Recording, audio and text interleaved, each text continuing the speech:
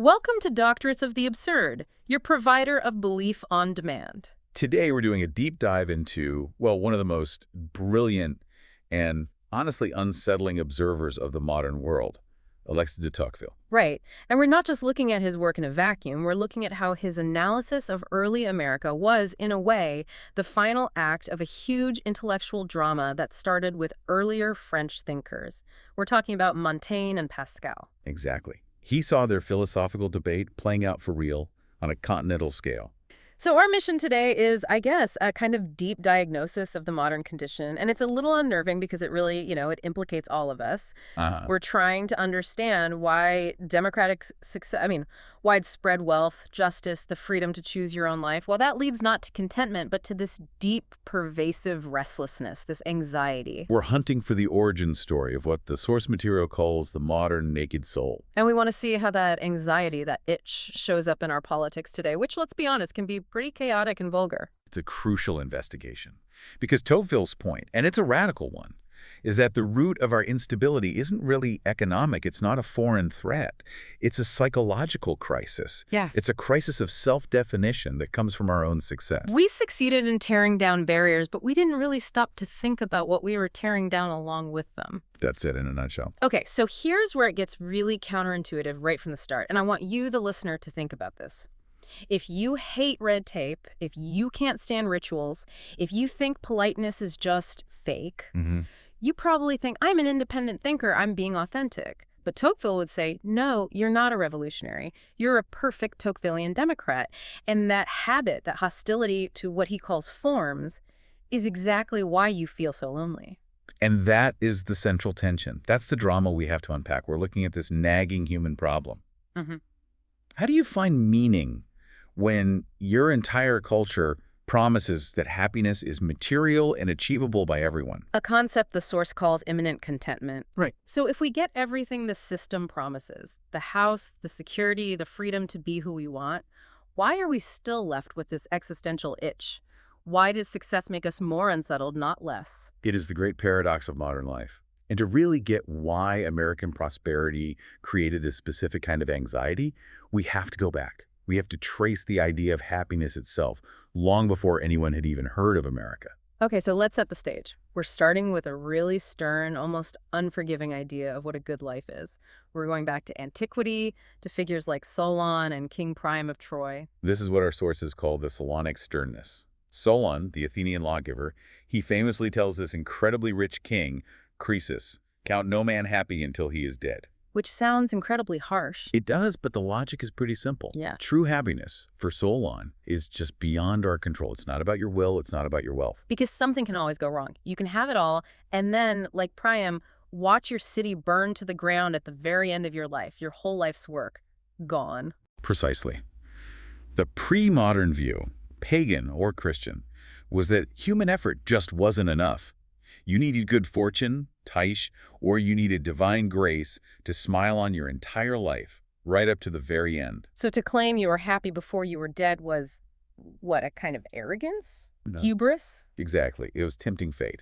And this vision, it really doesn't leave much room for human achievement, does it? It's a pretty dark picture. Which sets the stage perfectly for a philosophical revolution. Enter Michel de Montaigne in the 16th century. He looks at this old wisdom and basically says, hang on a second. He says, this dark vision is flawed. His line is, if you can only be counted happy when you're dead, then man is never happy, since he is so only when he is no more. He just completely flips the script. He does. He changes the entire criteria for what a good life is. He says, forget heroic virtue, forget divine intervention. Let's aim for a happiness measured to our mortality. Something we can actually achieve here and now. Here and now. And that's our first big concept, imminent contentment. Okay, let's nail that down. The cocktail party definition here is, imminent contentment is happiness measured to your actual mortal life, something you can get right now through moderate, intelligent enjoyment. It's not about the afterlife, it's about this life. And Montaigne creates a whole art for it, the art of self-knowledge, of, cutting your demands down to fit your actual capacity. If you know you're not built to be a soldier, don't try to be a general. So you moderate your ambitions. You moderate your ambitions, and you learn to enjoy the simple, accessible goods. Reading a book, a conversation with a friend, a good horseback ride. solitude. It's about managing your internal world instead of trying to conquer the external one. It was profoundly revolutionary. And this ideal at first was really for the sophisticated few, the honnêtes hommes, these cultivated gentlemen of the 17th century. They just wanted to avoid extremes and Yeah. sort of glide lightly over life's surface. They thought happiness was manageable if you were smart and moderate enough. They did. But it didn't work for everyone, which is where Blaise Pascal comes in with this really sharp critique. Well, it only worked if you didn't look too deep into the mirror. Pascal, he grew up among these very same sophisticated gentlemen, and he decided that all their intelligent amusements, their witty conversations, they were just diversions. There were ways to avoid thinking about the big stuff. Exactly, which is where we get the other side of the coin, the restless unease. Pascal says human beings aren't made for simple contentment. We have this emptiness inside, a God-shaped vacuum, as it's often called. And you can't fill that with a good book or a clever chat. You can't. He argued the human soul is made for a serious, even anguished quest for a hidden God. That's the only thing that can fill the living abyss of the restless human heart. Trying to fill it with anything else is just running away from the fact that you're going to die.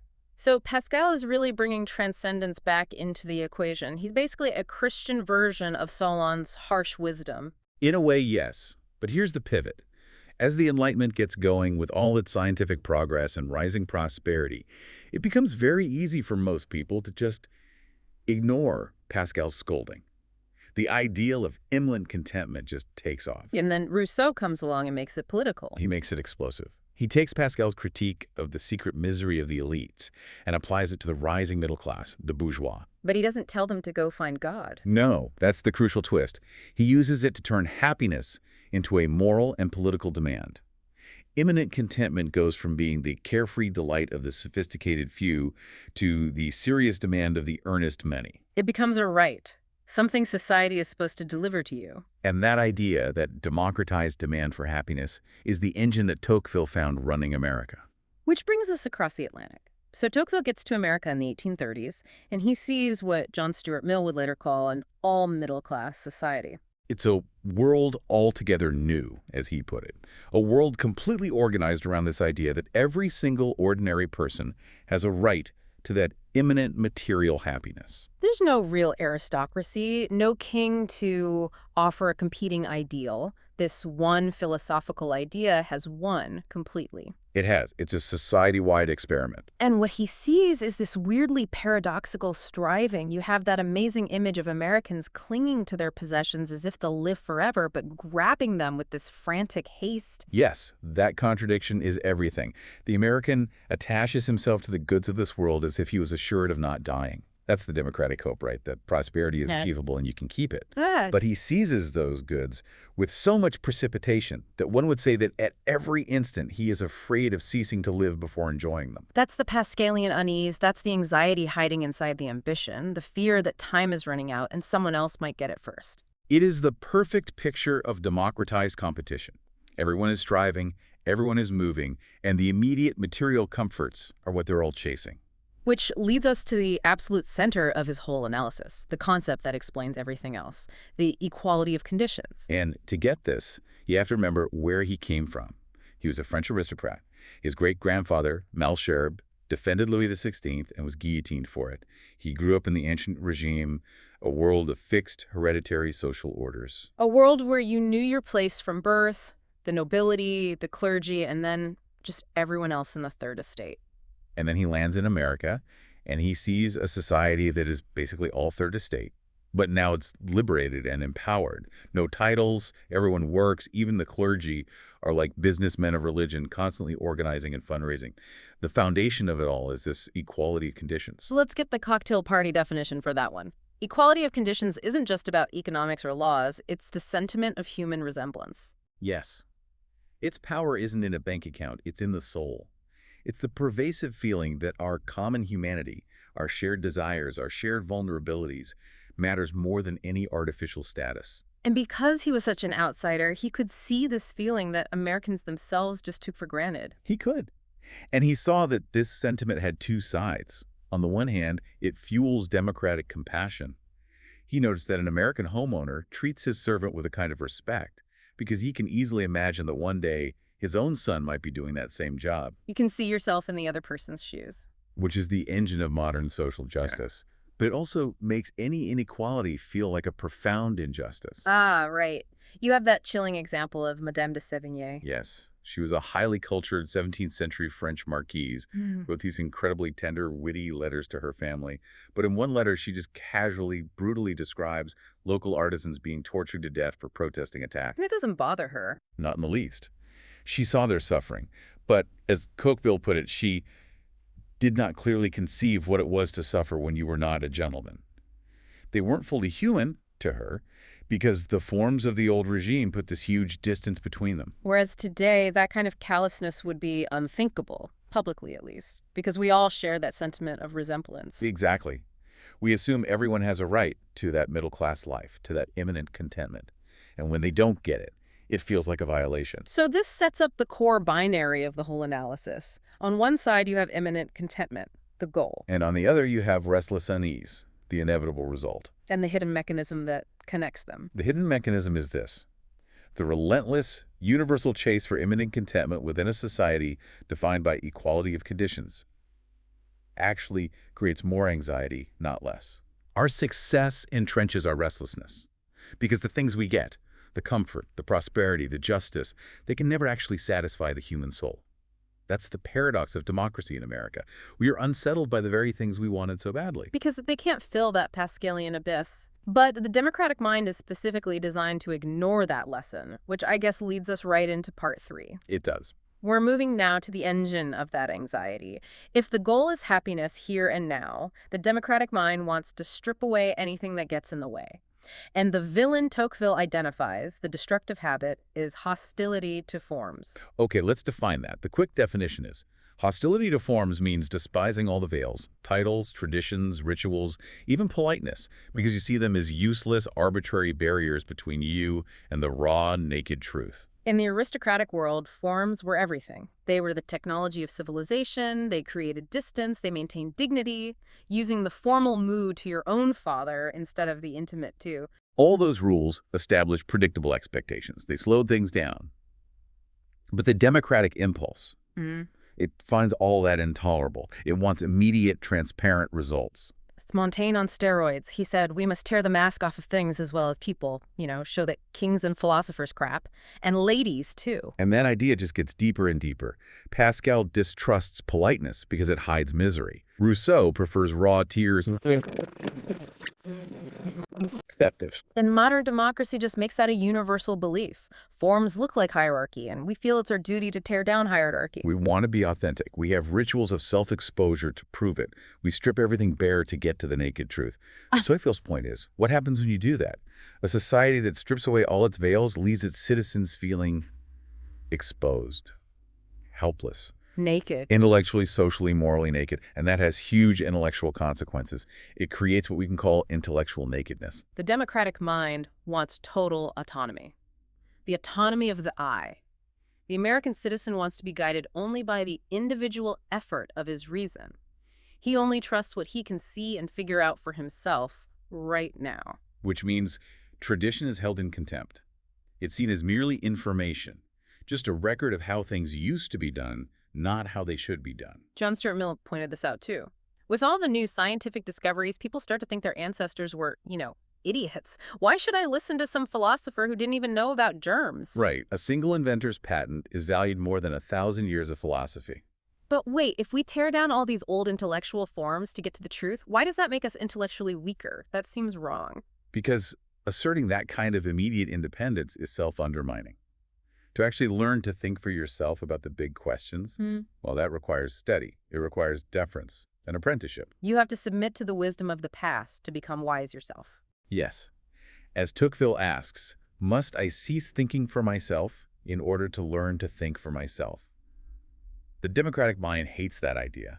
It looks like an aristocratic restraint. And it's compounded by a lack of time. The total lack of time.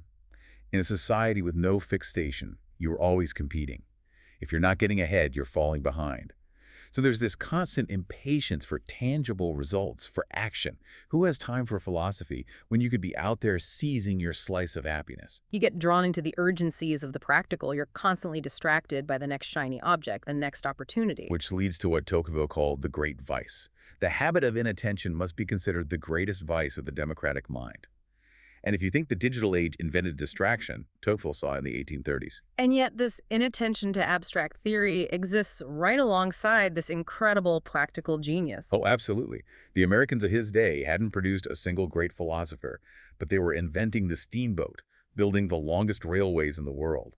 Incredible feats of engineering. They were mastering nature. But this focus on technology, on mastering nature, actually makes the philosophical problem worse. It leads to an alienation from nature. Yes, nature stops being a guide or a standard. It just becomes a resource. A standing reserve, as the philosopher Heidegger would later call it.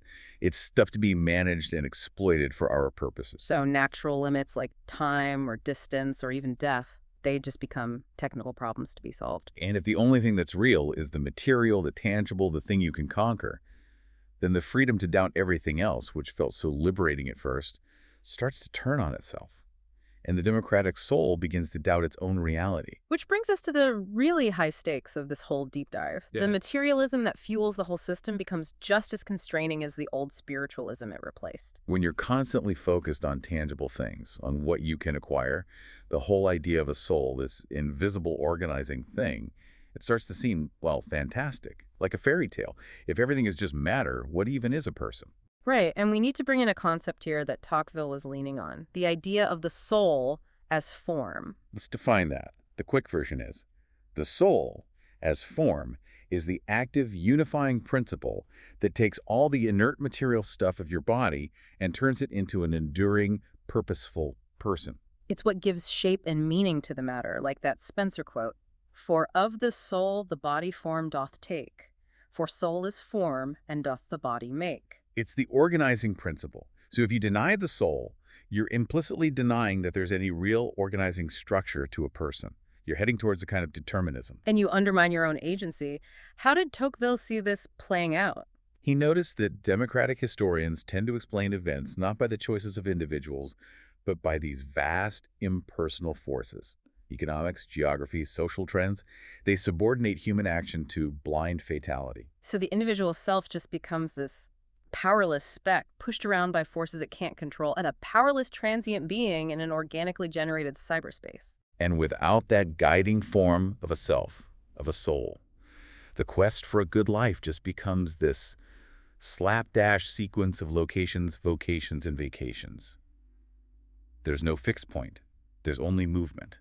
He has that incredible specific anecdote about this. It's so vivid. It is, he says. Yeah. A man in the United States carefully builds a house in which to spend his old age, and he sells it while the ridgepole is being set.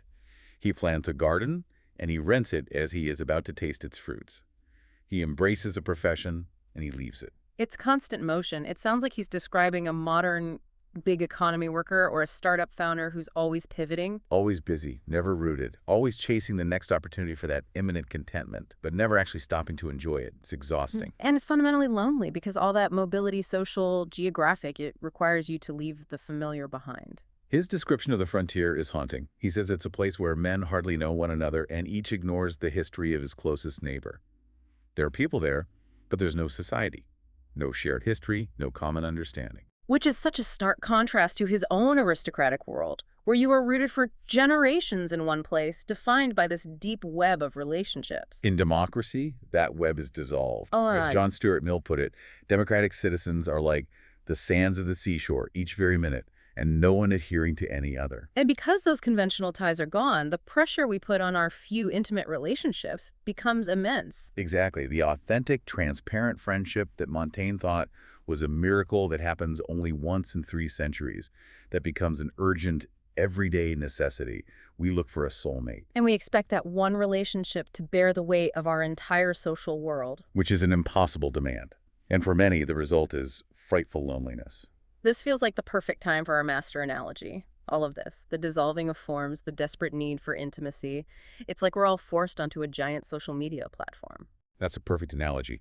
The durable, conventional ties are gone, so what do we crave? We crave unmediated approbation, raw likes, validation from strangers. We're constantly performing our identity because the old forms that used to define it have vanished. And that creates this intense performance, anxiety, envy, and ultimately more loneliness. And that loneliness is sharpened by envy, which is the dark side of that sentiment of resemblance. It gives us compassion for those who suffer, but envy for those who succeed. Because they're people just like us. You're not envious of a king, he's in a different universe. You're envious of your neighbor, your friend, your cousin who got the thing you wanted. They're walking, talking reminders of the possibilities you failed to achieve. Tocqueville asks that brutal question. If we plumb the depths of our hearts, won't we all be frightened to discover what envy makes us feel about our neighbors, friends, and relatives? It's a tough question, and this whole emotional mess eventually spills into our politics, leading to the collapse of prudence. Liberal prudence, the kind the American founders believed in, was all about limits and separations, constraining government, protecting private life, checks and balances. But if the public comes to believe that only imminent goals, comfort, safety, prosperity are legitimate, then all those limits start to look like arbitrary, oppressive relics. Imminence becomes an invasive anti-culture. And we start making these completely contradictory demands. We want to be limitlessly free, but also perfectly safe. We want total choice, but we also want the state to force us to buckle our seatbelts and buy health insurance. We want to be, as the source puts it, more than kings and less than men. And the result is a breakdown of political discourse. It stops being about reasoned negotiation and starts being about posturing, about performing for your side. Institutions just look like tools for one group to get ahead of another. Cynicism is everywhere. Which explains why vulgarity becomes so popular in politics. Crude words sound authentic, they sound real. Politeness is just a form, a veil. Tearing it down feels like you're getting to the truth. And ridicule and even violence start to seem more legitimate. Because if you believe the whole game is just a bare-knuckled fight for material goods, then all those restraints of civility just look like rules for suckers. And the final terrible outcome is a loss of respect for persons. We stop observing basic courtesies because deep down we've started to doubt the reality of the individual self. If a person is just a crude mass to be moved and manipulated for some material goal, why handle them with care? Why not interrupt them, mock them, invade their space? The political failure to respect forms is a direct result of the philosophical failure to believe in the dignity of the person. The whole ingenious system of liberal prudence, which was designed to carve out the space that freedom needs to breathe, is threatened by our own drive to collapse all those spaces, all in the name of a very simplified materialist idea of who we are. So, after all that, where does this leave us today? The Tocquevillian lesson feels incredibly urgent. This democratic pursuit of happiness, driven by this deep hostility to forms, has stripped the modern soul bare. And it's led to this deep unease, this frantic movement, this profound loneliness, and an imprudent politics that's now threatening the very limits that were supposed to keep us free. And as you're listening to this, I think it's worth observing your own life. Where do you see Montaignean contentment, that simple enjoyment of a good conversation or a book, versus that Pascalian malaise, that gnawing feeling that the next promotion or the next vacation still won't be enough? And think about your own impatience with forms, with waiting in line, or observing a tradition you think is silly, or just practicing basic politeness. How does that affect your relationships or your politics? We tend to think that being real means being naked, that if we strip away all the veils, we're finally being authentic. But Tocqueville is suggesting that in that process, we may have stripped away the very architecture that made social life civil. We're left exposed and alone. When a people denies the transcendent, when they deny the soul as a real organizing form, they're left with only material things. And as our source says, the freedom to doubt without the courage to hope then comes to seem less like a sunny prospect than an oppressive cloud. Which brings us to our final provocative thought. If the soul really is a kind of form, and if the collapse of forms is what's breeding this loneliness and political violence, then maybe the most radical political act today isn't tearing down more veils. Maybe the most essential act is to consciously create new ones. New, durable forms, social, intellectual, that can reestablish the dignity and the reality of the self. So the question for you to think about is, what new forms, what new veils must we consciously adopt to civilize the naked, restless, democratic soul?